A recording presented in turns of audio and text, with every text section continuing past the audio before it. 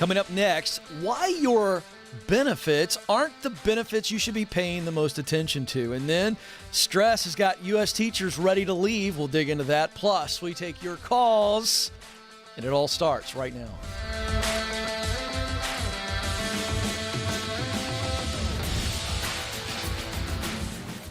All right, welcome to the Ken Coleman Show, coming to you live from our Ramsey Solutions studios in Nashville. You have joined a conversation about who you are, what you were created to do, where you can do that, and how you go about getting there. We're talking about working on purpose. We're talking about not just being in a dead-end job that maybe you're good at and you're okay with it. Certainly not being in a job that you can't stand, that has no future.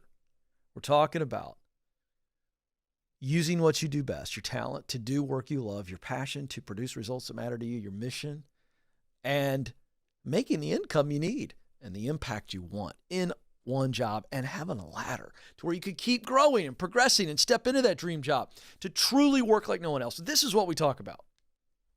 844-747-2577 is the number. 844-747-2577. Nathan, I've got the camera view I'm looking at is highly distracting to me. It feels like it's on this camera, but I'm looking at me. So the ADHD is driving me bananas. Now we're working on it. Okay, great. All right, so I teased the top of the show. The benefits that you're paying attention to aren't the benefits you should be paying attention to. And I'm talking about your healthcare benefits, 401k, vacation time, things of that nature. Okay? So a lot of times we'll get calls on this program, and by the way, they're good questions. Hey, Ken, I got a good job opportunity, but the benefits aren't that great. Should I take it? And so when I hear that question, I go, yeah, you should take it. Well, what about the benefits? Okay. I understand benefits are important, and in no way do I want to minimize your health and retirement benefits and vacation and all the things. However, if you've got a great opportunity and you are willing to walk away from it, or even considering walking away from it because of the health benefits, maybe going to cost you a little bit more because they're not that great, that's a bad decision. Because you can always adjust your financial life. That's what we teach here at Ramsey Solutions. You can adjust your financial habits, your money habits, to be able to handle any benefit package or no benefit package. I've done it when I was self-employed. Are benefits great? Yeah, that's why we call them benefits. Are they always the best? No. But the benefits you should be paying attention to as it relates to choosing the job is in the question that I get. Ken, I've got a really great job offer, but the benefits aren't that great. Should I take the job? Wait a second. It's a great job. Why is it a great job? Presumably the pay is good, if not great. But more importantly, it's the experience and the opportunity of the job. Pay is wonderful, but good pay, good experience, and good or even great opportunity is what matters most. So those are the benefits. And so it goes from, are these really good benefits, to, it should be, does the job benefit my journey? It's not about health and other financial benefits. It's about the benefits that this job will bring to you for your journey. The benefits of experience, the benefits of opportunity to move up, the benefits of the connections within the job, and whether it be in the building or outside the building. So what am I going to get from an experience standpoint, connection standpoint, and opportunity standpoint? Those are the three benefits I'm looking at. So I hope that simplifies what is a very rational and reasonable question. Now, you should never do anything that is obviously detrimental to your family. But again, most of the time that I'm getting this question, you can, in fact, afford the change in benefits. But never make a decision. If it's a great opportunity for you, for experience, for connections, and for opportunity, take it. Figure out the benefits. Don't get distracted. 844-747-2577 is the number. 888-747-2577. Let's start it off with Geraldine in Boston, Massachusetts. Geraldine, you're on the Ken Coleman Show. Good afternoon. Thank you for taking my call, Ken. You bet. How can I help? I'd been in the role for 2 years, and I started off as an executive assistant, and now I'm just managing 2 roles as there was an opening for a credentialing coordinator. And so I started off as executive assistant first, and the role opened up. And so I said, let me just take it. I have 2 twin boys. I have twin boys. They're 3 years old. So I'm like, okay, it's just the beginning of their life. I just need a stable position for them. Of course, through my years, I've been temping, and this is my official job this is like the official permanent job. And so now I feel stuck. Credentialing coordinator is getting redundant, just babysitting providers all the time. So now I'm thinking about moving to a whole new city. Dallas. I'm thinking about just moving to a whole new city, and I don't know where to go from here. So I just feel stuck. Yeah. Well, you know what? I understand that you feel stuck, but I want to encourage you, and I want you to take this as real encouragement. Okay. You aren't stuck. You're scared. And I think with fear, you've got a healthy amount of doubt too, because the idea of moving to a new city, uprooting your family. How old are the twins now? They're 3. No, they're still 3. Okay, awesome. Boys or girls? They're boys. Oh, that's so fun. And, that's a scary thing because you're their sole provider, correct? Right. Yeah. And I have no family in Dallas, Texas. So. Okay, so that was my next question. So we've got an area we want to go to. So we start with a job. You're going to have to land a job, I'm assuming, before you get there, or do you feel like you've got enough money saved up to where you can move, get kind of stable as far as we're moved in, now I'm searching for a job? What's your scenario?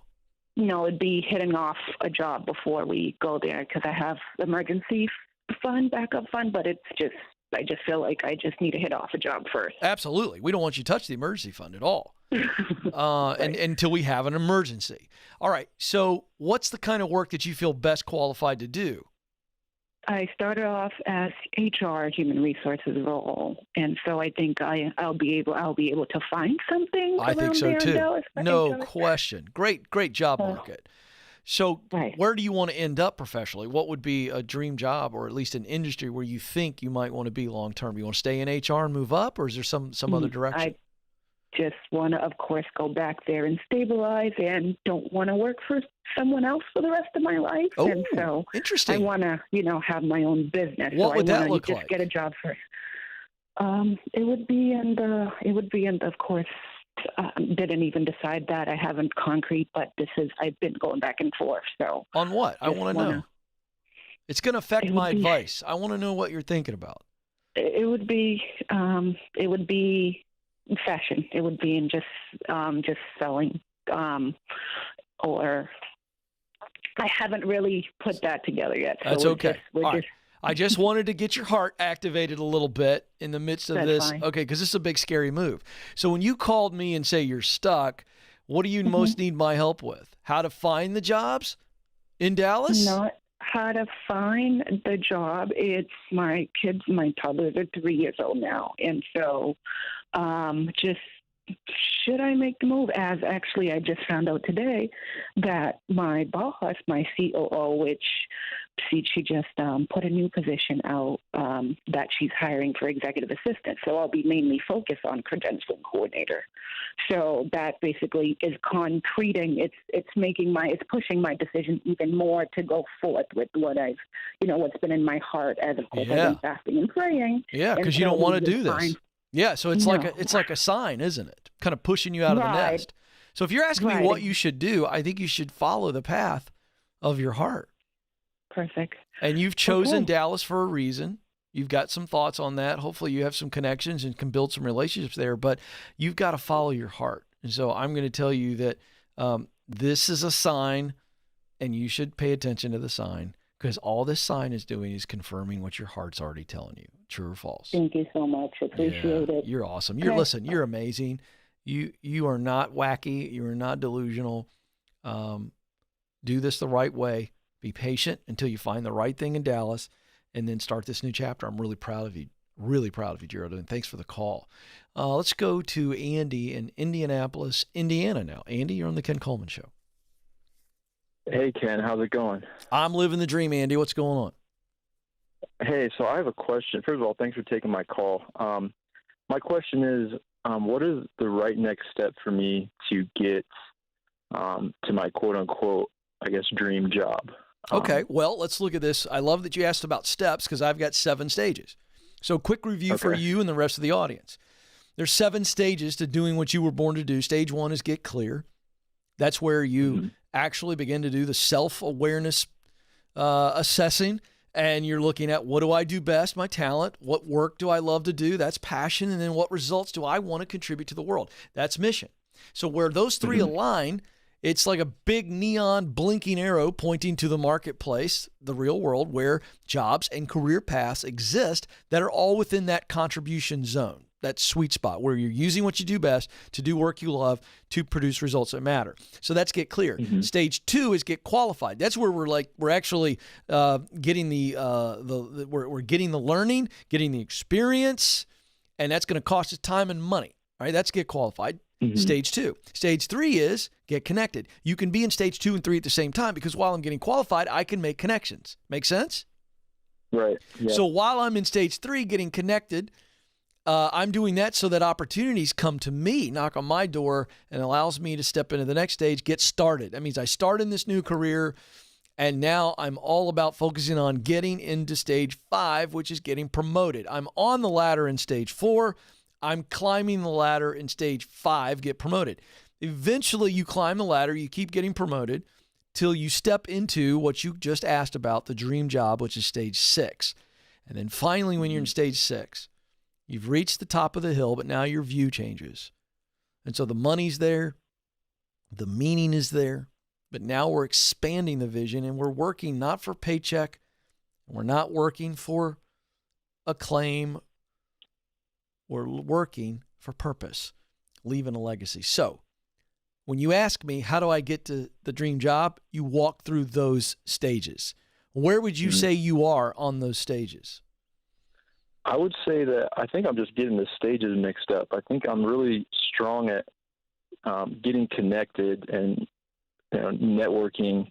I think I'm kind of doing that before I know exactly what it is where I'm trying to get. Good. Doing like 3, 2, 1. So really, you kind of need to get clear so that we can now take that connecting prowess and that ability you have and maximize it. Yeah, I did the free resource on Ramsey Solutions, the career clarity guide. Yeah, what'd you come up with? Really helpful. What'd you come up with? It's helpful. So it's actually not finished because I haven't really talked to those closest to me to bounce some of these things off of. But I think that I'm really good at like critical thinking. I'm kind of like high in intellection, so like mental activity for me is just. So I'm going to call that. Sweet spot. So I'm going to call that the talent of logic. Okay. Okay. What else are you really talented at? That critical thinking, we're going to call that logic. All right. What else? Okay. Just tell me what you wrote down, and I'll help you.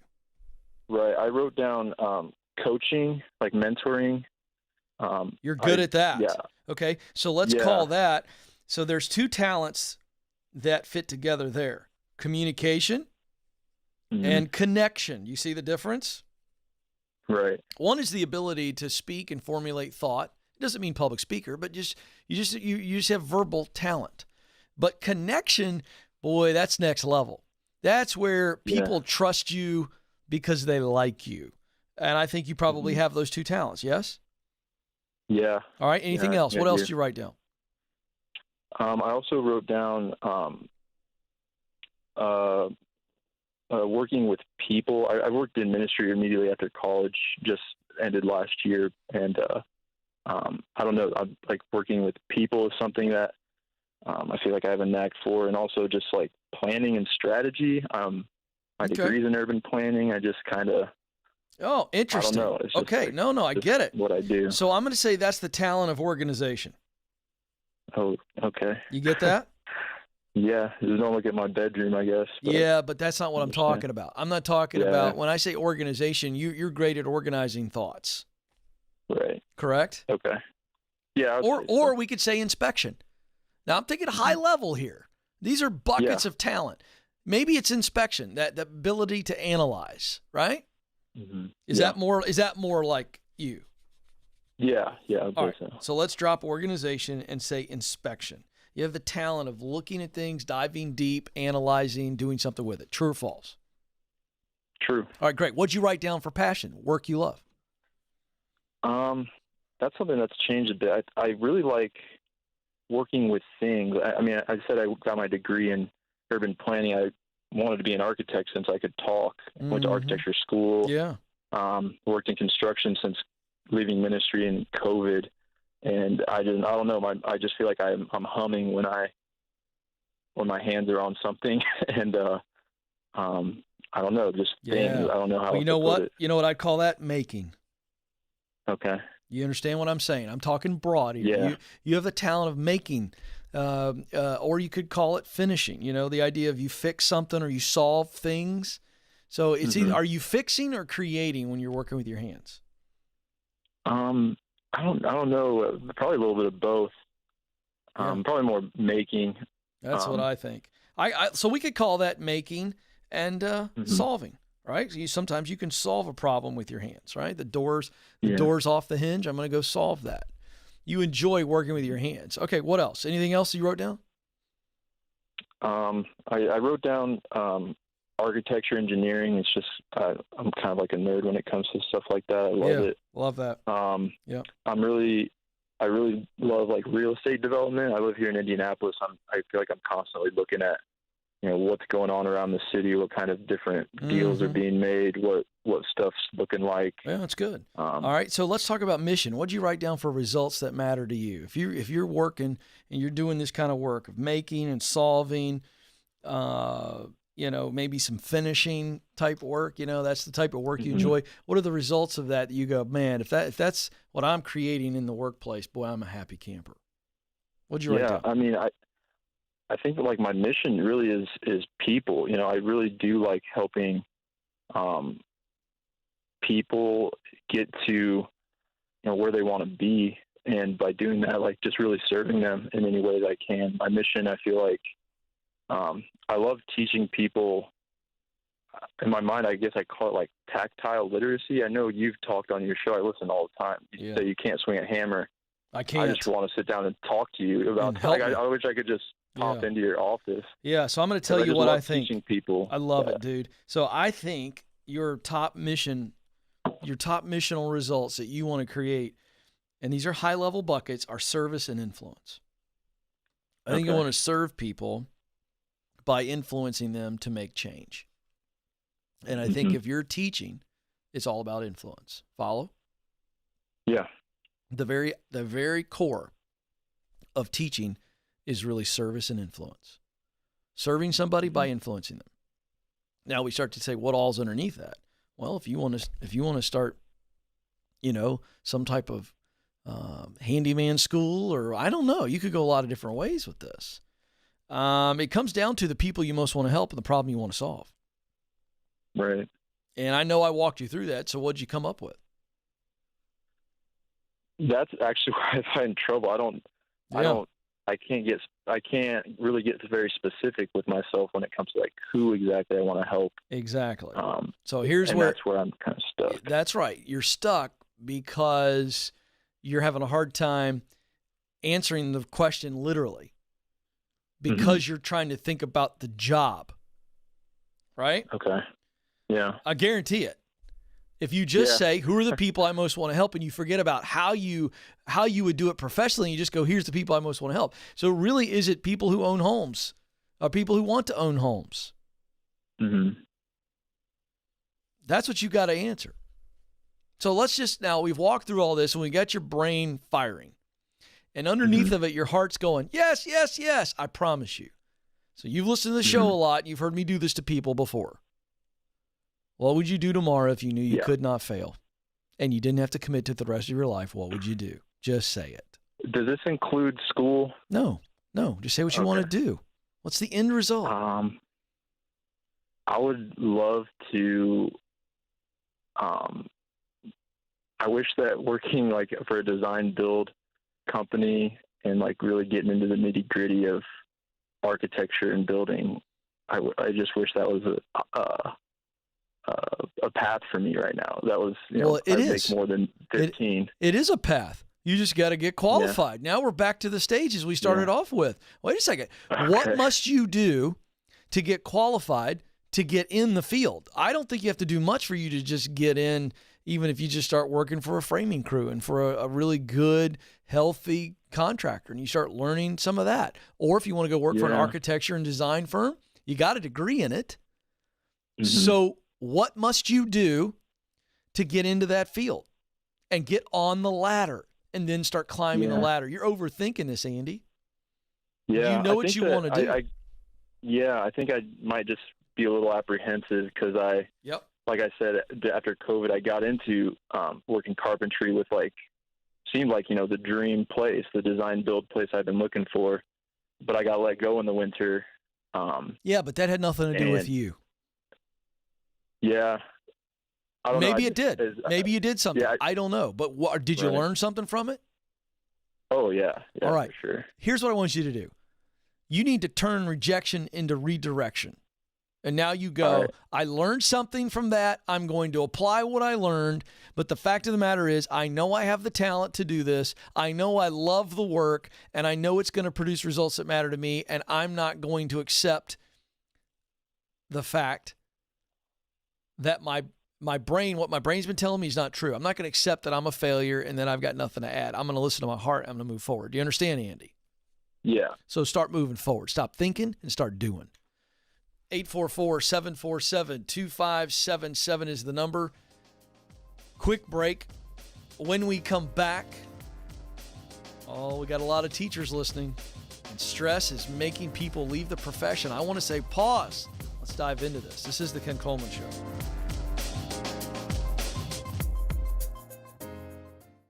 Our world is changing, but so are we. Now, we see a smile through someone's eyes. We conquer our struggles and cherish each moment because we're shielded through faith and assured by hope. And greatest of all, we love. The world is different, but so are we.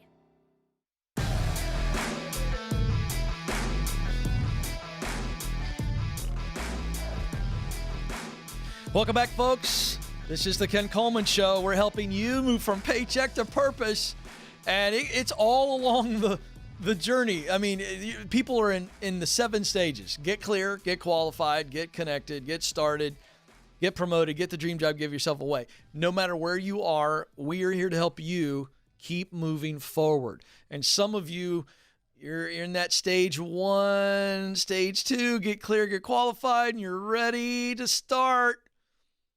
And you're going, I can't jump to stage 4, Ken, get started because I don't have a lot of connections. Well, you know more people than you think you do, number 1.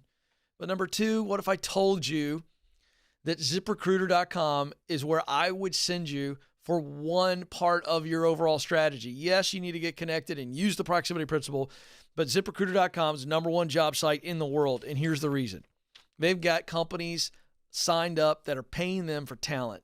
You are the talent. You sign up for free. One click, ZipRecruiter.com. They take your profile and they start actively recruiting on your behalf. They're pitching you. Company sees your profile. Here's the best part, what I love about their technology. They've streamlined it. Company contacts you directly. You're in. You're in now.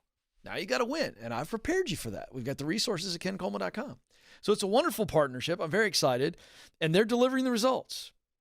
I said, guys, give me the data.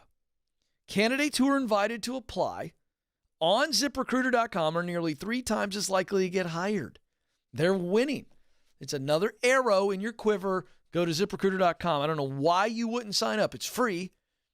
And they're actually going to pitch you. Come on. I love it. Thrilled to work with ZipRecruiter. All right. It's time. I don't like this news, but we got to talk about it in the news.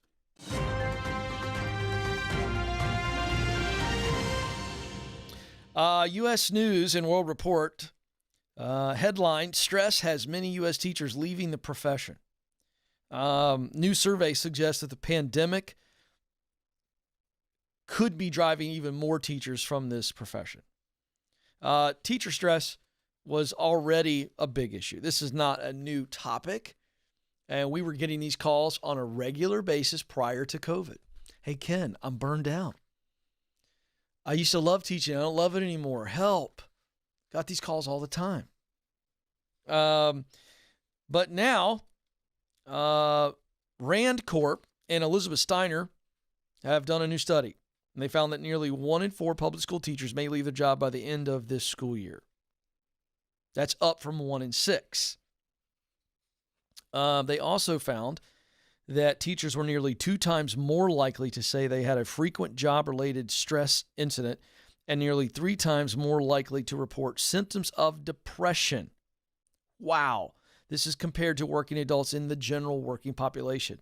So 2 times more likely than the average worker to say they've got job-related stress, 3 times more likely than the average worker to have symptoms of depression. So what does this mean? It means you're going to have a shortage of teachers. Now, I know we're training teachers and new teachers are going to hit, but this is a real problem because of their vital role in teaching our children. This ought to be a wake-up call to legislators, governors, senators, congressmen. I'm telling you, this is a problem. The system is broken, not the teachers.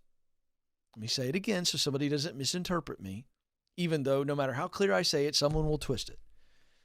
The education system in America is broken. We have bureaucrats that are making decisions that principals and teachers are forced to try to execute on the local level. And it is failing our teachers, which means it is failing our families.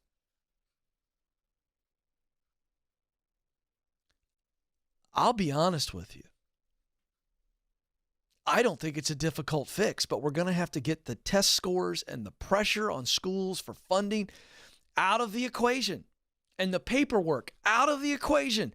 This isn't my opinion. This is what teachers are telling me on social media and telling me on the phone when they call into the program. Let's make it about teaching kids and caring for kids, and that's it. With all those federal dollars, come up with somebody else to do all that freaking paperwork. Stop putting pressure on teachers and kids with these standardized test scores. How about letting teachers teach? How about listening to the teacher about what works most effectively with the child and the classroom? I do trust them. I really do.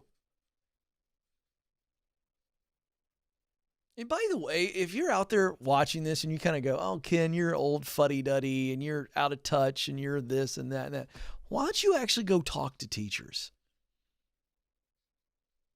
Why don't you go talk to some principals and ask them the pressures they're facing that come from the bureaucratic system? Why don't you talk to some parents who are dealing with the broken system for their kid? Maybe your kid is just a great student like my brother was and just flew along with everything. That's great. I'm really happy for you. But if you're a parent of a kid like me, the system's broken. Has been for some time. It's time for an overhaul. If you are a teacher who is feeling like you want to leave the profession, will you call me? Amanda Madison, we'll do 50 teacher calls in a row. I don't care. Because here's what I want to do for you. I want to look at it from the standpoint of your sweet spot, from your calling, your purpose. Because you can be in your sweet spot doing what you were created to do and feel like you want to quit it because of the environment that you're dealing with and the workload itself. It's not a surprise to me. So what we want to do is to say, hey, we may need to leave, we may need to pause, but do we truly exit the profession?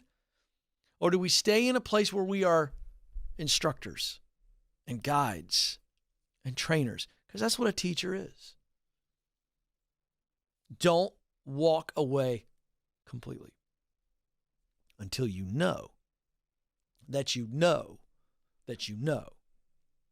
it's no longer in your sweet spot or that it never was.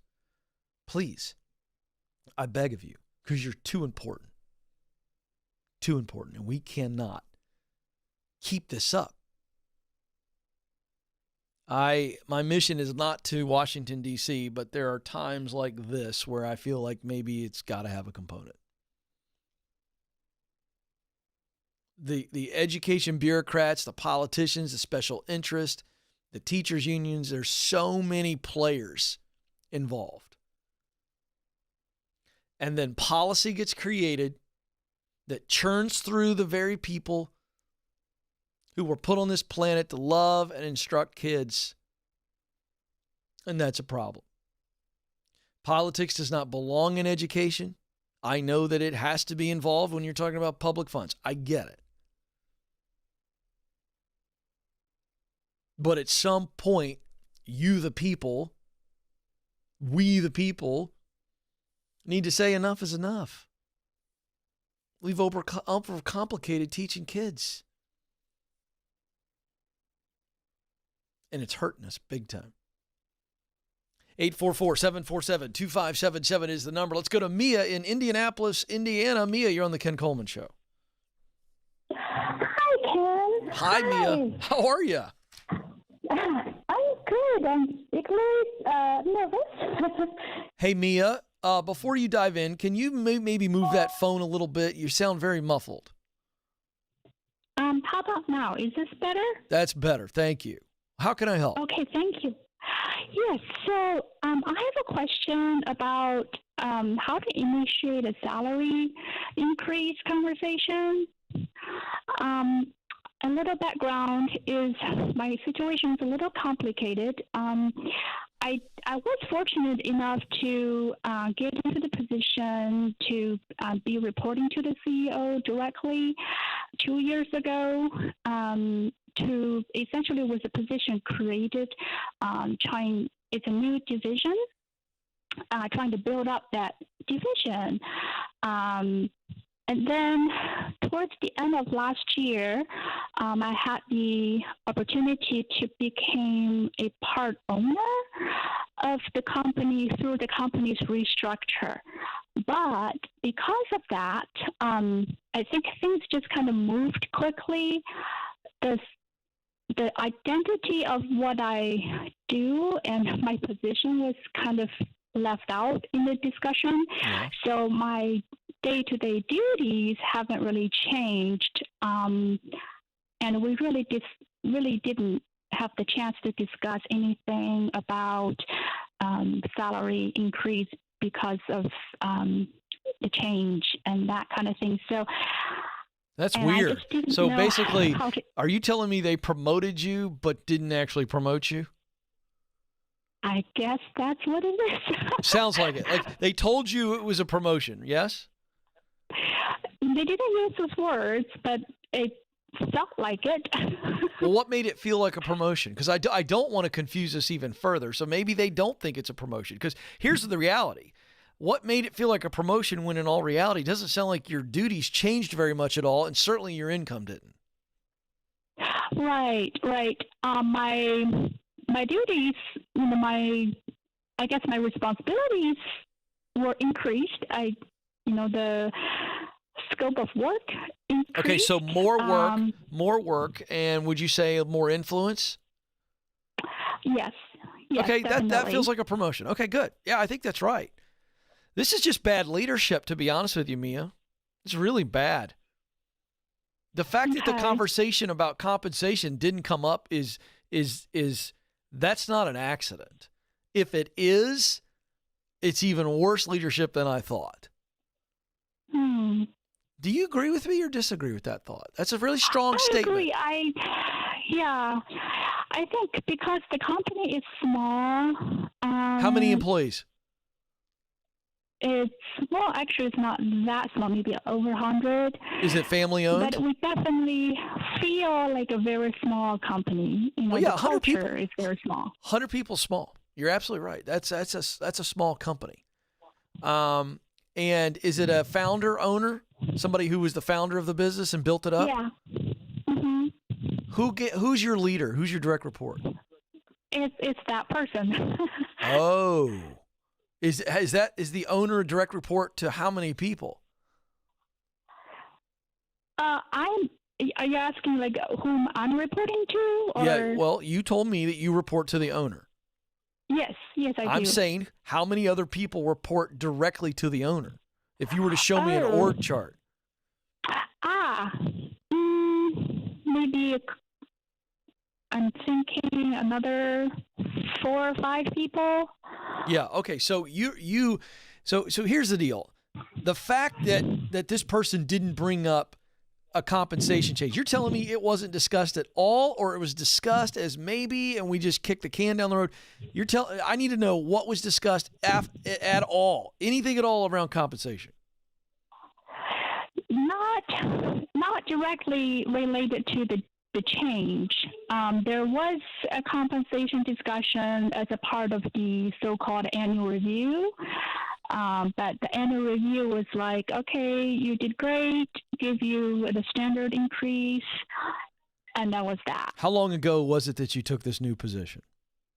I want to say half a year ago. Yeah, so here's the deal. 6 months ago, you were basically given a promotion, but no additional money other than the standard increase. So it wasn't tied to it. You got your annual review prior to getting the new promotion, right? Actually, what's worse is the annual review was after the promotion, the so-called promotion, I guess. Oh, I see. Well, so here's the deal. I don't think you can go back. Now I got enough information. You cannot go back and try to address the fact that you didn't get any bump when you got the promotion, because the annual review was after the promotion. So this leader would probably say, well, I gave you an increase. You got a standard increase. And so it kind of puts you in a position where you're trying to play tennis and there's no ball on the court, right? It's like, okay, can't do anything with that. Now, so this is what I teach in general. This is where you go in and you say, hey, I'd like to put into place a growth plan that you and I both agree on. Things that I can add to my toolkit. What are some skills, some maybe certifications, qualifications, actual skills in the office that I can add to my plate, add to my tool belt that'll make me more valuable? Get him to give you feedback on this, okay? Or her, whoever it is, all right? Now. Yeah, actually, that's even interesting that how you brought that up. So there is a growth plan. It's just that, they're putting me into new trainings, but again, there's no compensation discussion tied to the growth plan. Okay, well, that's what I was about to address. So you need to go back and go, hey, I'm grateful for the growth plan, but one thing that's not clear on the growth plan is how do we measure it? And maybe they got measurables in there, but if they do have measurables, say one thing that's not clear is here's where I'm supposed to grow, here's how we're measuring it. But then how does compensation come into this growth plan? And that's not clear. Can we talk about that? That's a straightforward question. Okay. But I'm preparing you to be underwhelmed by his answer. Yeah. I think you're in a situation where probably a good person, this is the American dream, small business. I'm for the small business leader. I would like for him to call my show and me coach him up on how to handle this. Unfortunately, that's not going to happen. So you asked for the growth plan clarification. What's the compensation in the growth plan? How are we measuring it? Are there clear measurables? I guess it's not really clear. I don't think so. So two parts. How are we measuring my growth? Like day in, day out, I'm winning on the job. How do we measure that? And then how do we tie compensation? Because I want to grow in this company, but I also want to grow my income. And so I need measurables and I need compensation tied to that. And if he kicks that can down the road and doesn't really answer it and puts it off, there's your sign that eventually you need to leave and go find something else where you're going to have a ladder. That's the growth plan, and the opportunity to move up the ladder, which is responsibility and income. That's how you do this. Never ask for a raise. Ask for a growth plan, measurables, and compensation tied to it. All right, my time's almost up. Before I let you go, you matter. You do have what it takes. Until next time, this is the Ken Coleman Show. Press on.